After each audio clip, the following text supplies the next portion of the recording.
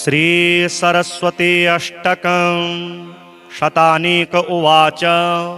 महामते महाप्राज्ञ सर्वशास्त्र विशारद अक्षीण कर्म बंधस्तो पुरुषो द्विजसत्तम मरणे यज्जपेज्जाप्यं यम च भावनुमनुस्मरन् परम पदमाप्नोति तन्मे ब्रूहि महामुने। शौनक उवाच इदमेव महाराज पृष्टवांस्ते पितामहः भीष्मं धर्मविदां पृष्ठेदं धर्मपुत्रो युधिष्ठिरः। युधिष्ठिर उवाच पितामह महाप्राज्ञ सर्वशास्त्र विशारद बृहस्पतिस्तुता देवी वागीशाय महात्मने आत्मानं दर्शयामास सूर्यकोटिसमप्रभ।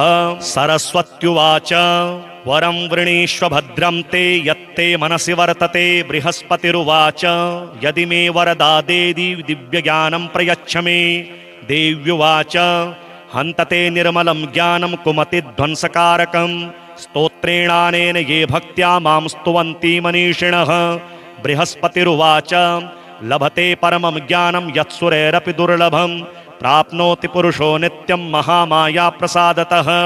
सरस्वत्युवाच त्रिसन्ध्यं प्रयतो नित्यं पठेदष्टकमुत्तमं तस्य कंठे सदा वासं करिष्यामि न संशयः। महामते महाप्राज्ञ सर्वशास्त्र विशारद अक्षीण कर्म बंधस्तो पुरुषो द्विजसत्तम मरणे यज्जपेज्जाप्यं यम च भावनुमनुस्मरन् परम पदमाप्नोति तन्मे ब्रूहि महामुने। शौनक उवाच इदमेव महाराज पृष्टवांस्ते पितामहः भीष्मं धर्मविदां पृष्ठेदं धर्मपुत्रो युधिष्ठिरः। युधिष्ठिर उवाच पितामह महाप्राज्ञ सर्वशास्त्र विशारद बृहस्पतिस्तुता देवी वागीशाय महात्मने आत्मानं दर्शयामास सूर्यकोटिसमप्रभ। सरस्वत्युवाच वरं वृणीष्व भद्रं ते यत्ते मनसि वर्तते। बृहस्पतिरुवाच यदि मे वरदादेदि दिव्यज्ञानं प्रयच्छ मे। देव्युवाच हन्तते निर्मलं ज्ञानं कुमतिध्वंसकारकं स्तोत्रेणानेन ये भक्त्या मां स्तुवन्ति मनीषिणः। बृहस्पतिरुवाच लभते परमं ज्ञानं यत्सुरैरपि दुर्लभं प्राप्नोति पुरुषो नित्यं महामाया प्रसादतः। सरस्वत्युवाच त्रिसन्ध्यं प्रयतो नित्यं पठेदष्टकमुत्तमं तस्य कंठे सदा वासं करिष्यामि न संशयः। महामते महाप्राज्ञ सर्वशास्त्र विशारद अक्षीण कर्म बंधस्तो पुरुषो द्विजसत्तम मरणे यज्जपेज्जाप्यं यम च भावनुमनुस्मरन् परम पदमाप्नोति तन्मे ब्रूहि महामुने। शौनक उवाच इदमेव महाराज पृष्टवांस्ते पितामहः भीष्मं धर्मविदां पृष्ठेदं धर्मपुत्रो युधिष्ठिरः।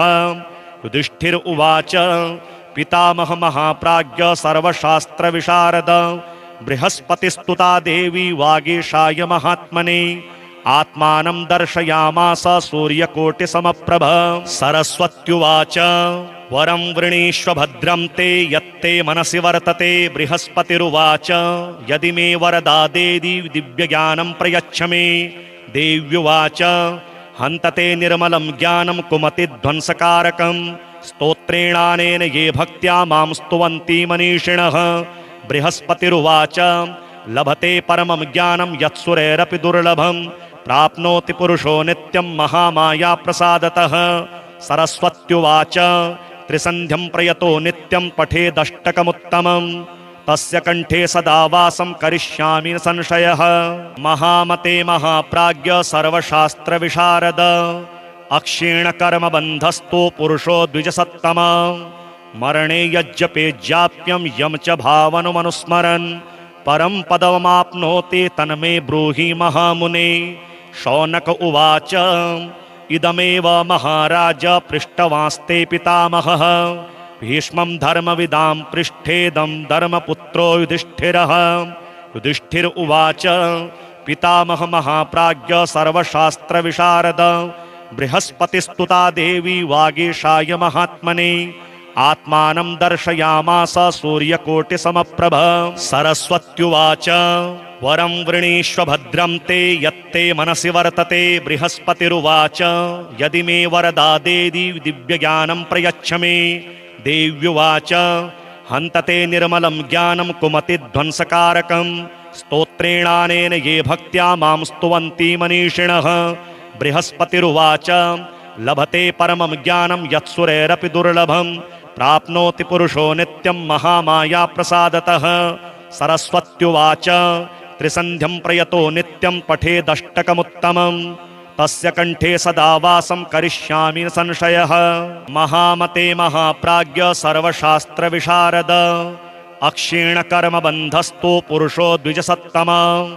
मरणे यज्जपेज्याप्यं यम च भावनुमनुस्मरन्। परं पदमाप्नोति तन्मे ब्रूहि महामुने। शौनक उवाच इदमेव महाराज पृष्टवांस्ते पितामहः। भीष्मं धर्मविदां पृष्ठेदं धर्मपुत्रो युधिष्ठिरः। युधिष्ठिर उवाच पितामह महाप्राज्ञ सर्वशास्त्र विशारद। बृहस्पतिस्तुता देवी वागीशाय महात्मने। आत्मानं दर्शयामास सूर्यकोटिसमप्रभ। सरस्वत्युवाच वरं वृणीष्व भद्रं ते यत्ते मनसि वर्तते। बृहस्पतिरुवाच यदि मे वरदादेदि दिव्यज्ञानं प्रयच्छ मे। देव्युवाच हन्तते निर्मलं ज्ञानं कुमतिध्वंसकारकं। स्तोत्रेणानेन ये भक्त्या मां स्तुवन्ति मनीषिणः। बृहस्पतिरुवाच लभते परमं ज्ञानं यत्सुरैरपि दुर्लभं।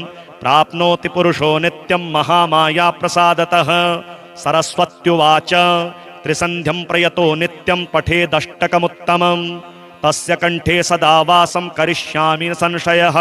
महामते महाप्राज्ञ सर्वशास्त्र विशारद। अक्षीण कर्म बंधस्तो पुरुषो द्विजसत्तम। मरणे यज्जपेज्याप्यं यम च भावनुमनुस्मरन्। परं पदमाप्नोति तन्मे ब्रूहि महामुने। शौनक उवाच इदमेव महाराज पृष्टवांस्ते पितामहः। भीष्मं धर्मविदां पृष्ठेदं धर्मपुत्रो युधिष्ठिरः। युधिष्ठिर उवाच पितामह महाप्राज्ञ सर्वशास्त्र विशारद। बृहस्पतिस्तुता देवी वागीशाय महात्मने। आत्मानं दर्शयामास सूर्यकोटिसमप्रभ। सरस्वत्युवाच वरं वृणीष्व भद्रं ते यत्ते मनसि वर्तते। बृहस्पतिरुवाच यदि मे वरदादेदि दिव्यज्ञानं प्रयच्छ मे। देव्युवाच हन्तते निर्मलं ज्ञानं कुमतिध्वंसकारकं। स्तोत्रेणानेन ये भक्त्या मां स्तुवन्ति मनीषिणः।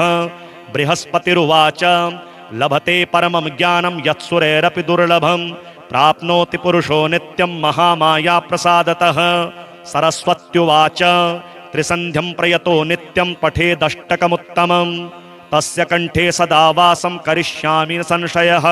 महामते महाप्राज्ञ सर्वशास्त्र विशारद। अक्षीण कर्म बंधस्तो पुरुषो द्विजसत्तम। मरणे यज्जपेज्याप्यं यम च भावनुमनुस्मरन्। परं पदमाप्नोति तन्मे ब्रूहि महामुने। शौनक उवाच इदमेव महाराज पृष्टवांस्ते पितामहः। भीष्मं धर्मविदां पृष्ठेदं धर्मपुत्रो युधिष्ठिरः। युधिष्ठिर उवाच पितामह महाप्राज्ञ सर्वशास्त्र विशारद।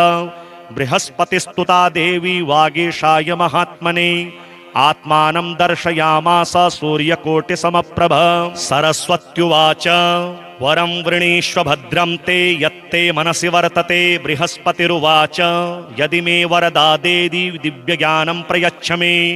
देव्युवाच हन्तते निर्मलं ज्ञानं कुमतिध्वंसकारकं। स्तोत्रेणानेन ये भक्त्या मां स्तुवन्ति मनीषिणः।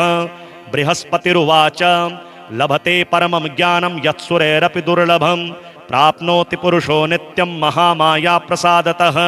सरस्वत्युवाच त्रिसन्ध्यं प्रयतो नित्यं पठेदष्टकमुत्तमं। तस्य कंठे सदा वासं करिष्यामि न संशयः। महामते महाप्राज्ञ सर्वशास्त्र विशारद। अक्षीण कर्म बंधस्तो पुरुषो द्विजसत्तम। मरणे यज्जपेज्याप्यं यम च भावनुमनुस्मरन्। परं पदमाप्नोति तन्मे ब्रूहि महामुने। शौनक उवाच इदमेव महाराज पृष्टवांस्ते पितामहः भीष्मं धर्मविदां पृष्ठेदं धर्मपुत्रो युधिष्ठिरः। युधिष्ठिर उवाच पितामह महाप्राज्ञ सर्वशास्त्रविशारद बृहस्पतिस्तुता देवी वागीशाय महात्मने आत्मानं दर्शयामास सूर्यकोटिसमप्रभ। सरस्वत्युवाच वरं वृणीष्व भद्रं ते यत्ते मनसि वर्तते। बृहस्पतिरुवाच यदि मे वरदादेदि दिव्यज्ञानं प्रयच्छ मे। देव्युवाच हन्तते निर्मलं ज्ञानं कुमतिध्वंसकारकं स्तोत्रेणानेन ये भक्त्या मां स्तुवन्ति मनीषिणः। बृहस्पतिरुवाच लभते परमं ज्ञानं यत्सुरैरपि दुर्लभं प्राप्नोति पुरुषो नित्यं महामाया प्रसादतः। सरस्वत्युवाच त्रिसन्ध्यं प्रयतो नित्यं पठेदष्टकमुत्तमं तस्य कंठे सदा वासं करिष्यामि न संशयः। महामते महाप्राज्ञ सर्वशास्त्रविशारद अक्षीणकर्मबन्धस्थो पुरुषो द्विजसत्तम। मरणे यज्जपेज्जाप्यं यं च भावनुमनुस्मरन् परं पदमाप्नोति तन्मे ब्रूहि महामुने। शौनक उवाच इदमेव महाराज पृष्टवांस्ते पितामहः भीष्मं धर्मविदां पृष्ठेदं धर्मपुत्रो युधिष्ठिरः। युधिष्ठिर उवाच पितामह महाप्राज्ञ सर्वशास्त्रविशारद बृहस्पतिस्तुता देवी वागीशाय महात्मने आत्मानं दर्शयामास सूर्यकोटिसमप्रभ। सरस्वत्युवाच वरं वृणीष्व भद्रं ते यत्ते मनसि वर्तते। बृहस्पतिरुवाच यदि मे वरदादेदि दिव्यज्ञानं प्रयच्छ मे। देव्युवाच हन्तते निर्मलं ज्ञानं कुमतिध्वंसकारकं स्तोत्रेणानेन ये भक्त्या मां स्तुवन्ति मनीषिणः। बृहस्पतिरुवाच लभते परमं ज्ञानं यत्सुरैरपि दुर्लभं प्राप्नोति पुरुषो नित्यं महामाया प्रसादतः। सरस्वत्युवाच त्रिसन्ध्यं प्रयतो नित्यं पठेदष्टकमुत्तमं तस्य कंठे सदा वासं करिष्यामि न संशयः। महामते महाप्राज्ञ सर्वशास्त्रविशारद अक्षीणकर्मबन्धस्थो पुरुषो द्विजसत्तम। मरणे यज्जपेज्जाप्यं यं च भावनुमनुस्मरन् परं पदमाप्नोति तन्मे ब्रूहि महामुने। शौनक उवाच इदमेव महाराज पृष्टवांस्ते पितामहः भीष्मं धर्मविदां पृष्ठेदं धर्मपुत्रो युधिष्ठिरः। युधिष्ठिर उवाच पितामह महाप्राज्ञ सर्वशास्त्रविशारद बृहस्पतिस्तुता देवी वागीशाय महात्मने आत्मानं दर्शयामास सूर्यकोटिसमप्रभ। सरस्वत्युवाच वरं वृणीष्व भद्रं ते यत्ते मनसि वर्तते। बृहस्पतिरुवाच यदि मे वरदादेदि दिव्यज्ञानं प्रयच्छ मे। देव्युवाच हन्तते निर्मलं ज्ञानं कुमतिध्वंसकारकं स्तोत्रेणानेन ये भक्त्या मां स्तुवन्ति मनीषिणः। बृहस्पतिरुवाच लभते परमं ज्ञानं यत्सुरैरपि दुर्लभं प्राप्नोति पुरुषो नित्यं महामाया प्रसादतः। सरस्वत्युवाच त्रिसन्ध्यं प्रयतो नित्यं पठेदष्टकमुत्तमं तस्य कंठे सदा वासं करिष्यामि न संशयः। महामते महाप्राज्ञ सर्वशास्त्रविशारद अक्षीणकर्मबन्धस्थो पुरुषो द्विजसत्तम। मरणे यज्जपेज्जाप्यं यं च भावनुमनुस्मरन् परं पदमाप्नोति तन्मे ब्रूहि महामुने। शौनक उवाच इदमेव महाराज पृष्टवांस्ते पितामहः भीष्मं धर्मविदां पृष्ठेदं धर्मपुत्रो युधिष्ठिरः।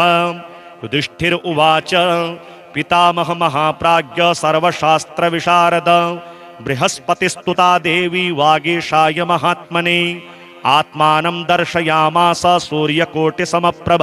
सरस्वत्युवाच वरं वृणीष्व भद्रं ते यत्ते मनसि वर्तते। बृहस्पतिरुवाच यदि मे वरदादेदि दिव्यज्ञानं प्रयच्छ मे।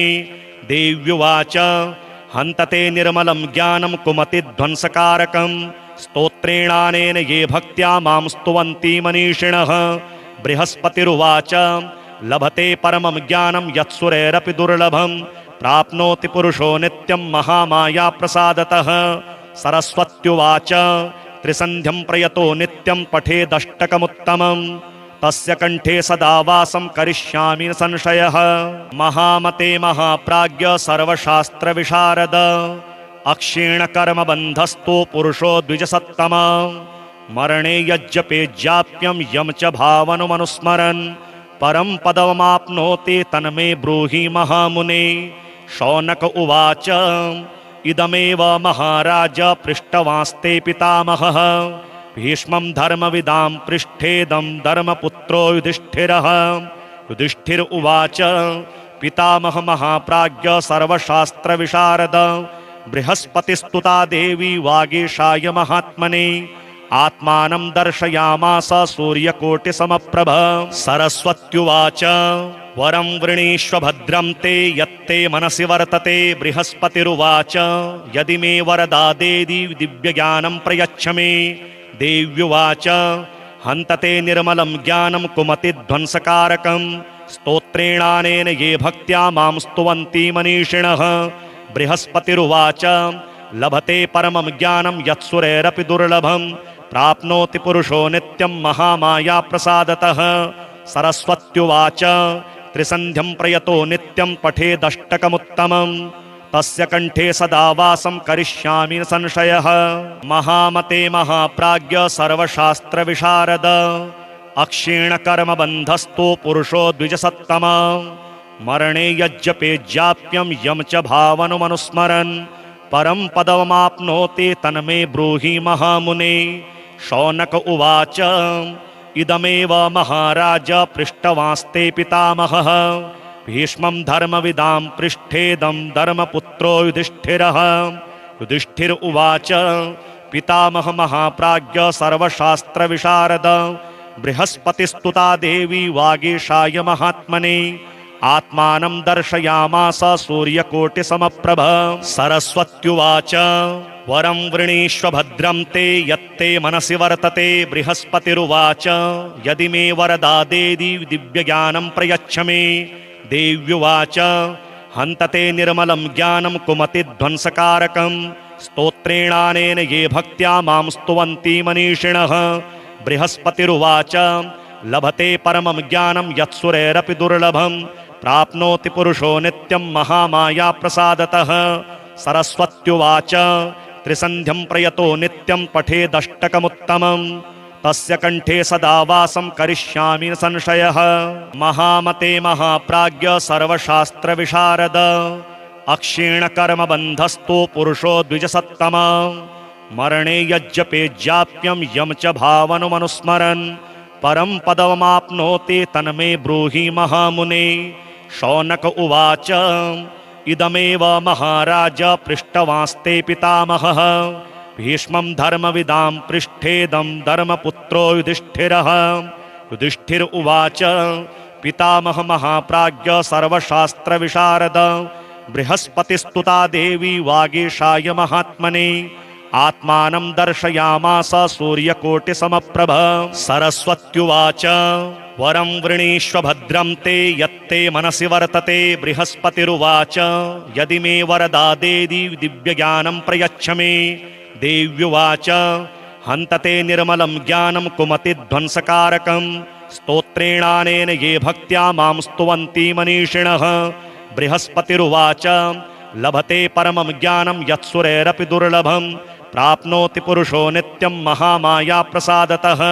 सरस्वत्युवाच त्रिसन्ध्यं प्रयतो नित्यं पठेदष्टकमुत्तमम् तस्य कंठे सदा वासं करिष्यामि न संशयः। महामते महाप्राज्ञ सर्वशास्त्र विशारद अक्षीण कर्म बंधस्तो पुरुषो द्विजसत्तम मरणे यज्जपेज्जाप्यं यम च भावनुमनुस्मरन् परम पदमाप्नोति तन्मे ब्रूहि महामुने। शौनक उवाच इदमेव महाराज पृष्टवांस्ते पितामहः भीष्मं धर्मविदां पृष्ठेदं धर्मपुत्रो युधिष्ठिरः। युधिष्ठिर उवाच पितामह महाप्राज्ञ सर्वशास्त्र विशारद बृहस्पतिस्तुता देवी वागीशाय महात्मने आत्मानं दर्शयामास सूर्यकोटिसमप्रभ। सरस्वत्युवाच वरं वृणीष्व भद्रं ते यत्ते मनसि वर्तते। बृहस्पतिरुवाच यदि मे वरदादेदि दिव्यज्ञानं प्रयच्छ मे। देव्युवाच हन्तते निर्मलं ज्ञानं कुमतिध्वंसकारकं। स्तोत्रेणानेन ये भक्त्या मां स्तुवन्ति मनीषिणः। बृहस्पतिरुवाच लभते परमं ज्ञानं यत्सुरैरपि दुर्लभं। प्राप्नोति पुरुषो नित्यं महामाया प्रसादतः। सरस्वत्युवाच त्रिसन्ध्यं प्रयतो नित्यं पठेदष्टकमुत्तमं। तस्य कंठे सदा वासं करिष्यामि न संशयः। महामते महाप्राज्ञ सर्वशास्त्र विशारद। अक्षीण कर्म बंधस्तो पुरुषो द्विजसत्तम। मरणे यज्जपेज्याप्यं यम च भावनुमनुस्मरन्। परं पदमाप्नोति तन्मे ब्रूहि महामुने। शौनक उवाच इदमेव महाराज पृष्टवांस्ते पितामहः। भीष्मं धर्मविदां पृष्ठेदं धर्मपुत्रो युधिष्ठिरः। युधिष्ठिर उवाच पितामह महाप्राज्ञ सर्वशास्त्र विशारद। बृहस्पतिस्तुता देवी वागीशाय महात्मने। आत्मानं दर्शयामास सूर्यकोटिसमप्रभ। सरस्वत्युवाच वरं वृणीष्व भद्रं ते यत्ते मनसि वर्तते। बृहस्पतिरुवाच यदि मे वरदादेदि दिव्यज्ञानं प्रयच्छ मे। देव्युवाच हन्तते निर्मलं ज्ञानं कुमतिध्वंसकारकं। स्तोत्रेणानेन ये भक्त्या मां स्तुवन्ति मनीषिणः। बृहस्पतिरुवाच लभते परमं ज्ञानं यत्सुरैरपि दुर्लभं। प्राप्नोति पुरुषो नित्यं महामाया प्रसादतः। सरस्वत्युवाच त्रिसन्ध्यं प्रयतो नित्यं पठेदष्टकमुत्तमं। तस्य कंठे सदा वासं करिष्यामि न संशयः। महामते महाप्राज्ञ सर्वशास्त्र विशारद। अक्षीण कर्म बंधस्तो पुरुषो द्विजसत्तम। मरणे यज्जपेज्याप्यं यम च भावनुमनुस्मरन्। परं पदमाप्नोति तन्मे ब्रूहि महामुने। शौनक उवाच इदमेव महाराज पृष्टवांस्ते पितामहः। भीष्मं धर्मविदां पृष्ठेदं धर्मपुत्रो युधिष्ठिरः। युधिष्ठिर उवाच पितामह महाप्राज्ञ सर्वशास्त्र विशारद। बृहस्पतिस्तुता देवी वागीशाय महात्मने। आत्मानं दर्शयामास सूर्यकोटिसमप्रभ। सरस्वत्युवाच वरं वृणीष्व भद्रं ते यत्ते मनसि वर्तते। बृहस्पतिरुवाच यदि मे वरदादेदि दिव्यज्ञानं प्रयच्छ मे। देव्युवाच हन्तते निर्मलं ज्ञानं कुमतिध्वंसकारकं। स्तोत्रेणानेन ये भक्त्या मां स्तुवन्ति मनीषिणः। बृहस्पतिरुवाच लभते परमं ज्ञानं यत्सुरैरपि दुर्लभं। प्राप्नोति पुरुषो नित्यं महामाया प्रसादतः। सरस्वत्युवाच त्रिसन्ध्यं प्रयतो नित्यं पठेदष्टकमुत्तमं। तस्य कंठे सदा वासं करिष्यामि न संशयः। महामते महाप्राज्ञ सर्वशास्त्र विशारद। अक्षीण कर्म बंधस्तो पुरुषो द्विजसत्तम। मरणे यज्जपेज्याप्यं यम च भावनुमनुस्मरन्। परं पदमाप्नोति तन्मे ब्रूहि महामुने। शौनक उवाच इदमेव महाराज पृष्टवांस्ते पितामहः। भीष्मं धर्मविदां पृष्ठेदं धर्मपुत्रो युधिष्ठिरः। युधिष्ठिर उवाच पितामह महाप्राज्ञ सर्वशास्त्र विशारद। बृहस्पतिस्तुता देवी वागीशाय महात्मने। आत्मानं दर्शयामास सूर्यकोटिसमप्रभ।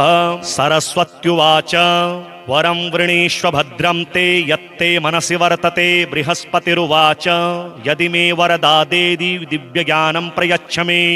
देव्युवाच हन्तते निर्मलं ज्ञानं कुमतिध्वंसकारकं। स्तोत्रेणानेन ये भक्त्या मां स्तुवन्ति मनीषिणः। बृहस्पतिरुवाच लभते परमं ज्ञानं यत्सुरैरपि दुर्लभं। प्राप्नोति पुरुषो नित्यं महामाया प्रसादतः। सरस्वत्युवाच त्रिसन्ध्यं प्रयतो नित्यं पठेदष्टकमुत्तमं। तस्य कंठे सदा वासं करिष्यामि न संशयः। महामते महाप्राज्ञ सर्वशास्त्र विशारद। अक्षीण कर्म बंधस्तो पुरुषो द्विजसत्तम। मरणे यज्जपेज्याप्यं यम च भावनुमनुस्मरन्। परं पदमाप्नोति तन्मे ब्रूहि महामुने। शौनक उवाच इदमेव महाराज पृष्टवांस्ते पितामहः भीष्मं धर्मविदां पृष्ठेदं धर्मपुत्रो युधिष्ठिरः। युधिष्ठिर उवाच पितामह महाप्राज्ञ सर्वशास्त्र विशारद बृहस्पतिस्तुता देवी वागीशाय महात्मने। आत्मानं दर्शयामास सूर्यकोटिसमप्रभ। सरस्वत्युवाच वरं वृणीष्व भद्रं ते यत्ते मनसि वर्तते। बृहस्पतिरुवाच यदि मे वरदा देवी दिव्यज्ञानं प्रयच्छ मे। देव्युवाच हन्तते निर्मलं ज्ञानं कुमतिध्वंसकारकं स्तोत्रेणानेन ये भक्त्या मां स्तुवन्ति मनीषिणः। बृहस्पतिरुवाच लभते परमं ज्ञानं यत्सुरैरपि दुर्लभं प्राप्नोति पुरुषो नित्यं महामाया प्रसादतः। सरस्वत्युवाच त्रिसन्ध्यं प्रयतो नित्यं पठेदष्टकमुत्तमं तस्य कण्ठे सदा वासं करिष्यामि न संशयः। महामते महाप्राज्ञ सर्वशास्त्रविशारद अक्षीणकर्मबन्धस्थो पुरुषो द्विजसत्तम। मरणे यज्जपेज्जाप्यं यं च भावनुमनुस्मरन् परं पदमाप्नोति तन्मे ब्रूहि महामुने। शौनक उवाच इदमेव महाराज पृष्टवांस्ते पितामहः भीष्मं धर्मविदां पृष्ठेदं धर्मपुत्रो युधिष्ठिरः। युधिष्ठिर उवाच पितामह महाप्राज्ञ सर्वशास्त्र विशारद बृहस्पतिस्तुता देवी वागीशाय महात्मने। आत्मानं दर्शयामास सूर्यकोटिसमप्रभ। सरस्वत्युवाच वरं वृणीष्व भद्रं ते यत्ते मनसि वर्तते। बृहस्पतिरुवाच यदि मे वरदा देवी दिव्यज्ञानं प्रयच्छ मे। देव्युवाच हन्तते निर्मलं ज्ञानं कुमतिध्वंसकारकं स्तोत्रेणानेन ये भक्त्या मां स्तुवन्ति मनीषिणः। बृहस्पतिरुवाच लभते परमं ज्ञानं यत्सुरैरपि दुर्लभं प्राप्नोति पुरुषो नित्यं महामाया प्रसादतः। सरस्वत्युवाच त्रिसन्ध्यं प्रयतो नित्यं पठेदष्टकमुत्तमं तस्य कण्ठे सदा वासं करिष्यामि न संशयः।